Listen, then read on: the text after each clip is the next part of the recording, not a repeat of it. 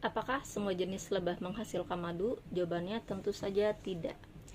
Jadi kalau misalkan bicara madu ya, tidak semua lebah itu menghasilkan madu.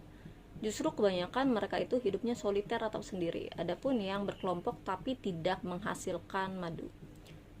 Nah, madu itu biasanya dihasilkan oleh genus-genus tertentu, misalkan dari genus Apis. Ada juga dari lebah tanpa sengat, sebut saja itu Trigona ya. Nah, dalam suatu koloni itu sendiri tidak semuanya yang hidup di sana itu menghasilkan madu.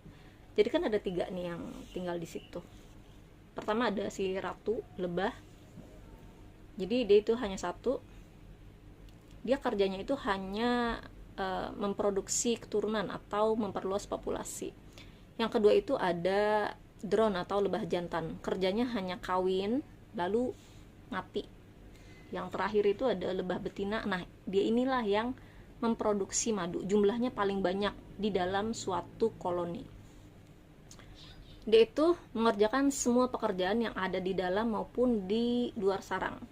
Di dalam sarang dia itu membuat sarangnya, dia juga yang ngebersihin sarangnya. Jadi kalau misalkan ada lubang-lubangnya tuh sama dia dibersihin supaya si ratunya itu mau bertelur di situ, kan, supaya bersih.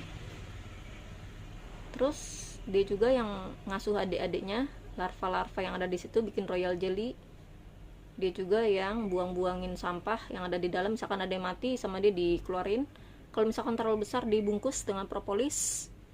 Dia juga yang ngejagain pintu masuk supaya nggak ada penyusup ke dalam atau terlindungi dari predator. Kalau misalkan ada yang berlubang juga sama dia ditambal pakai propolis tuh.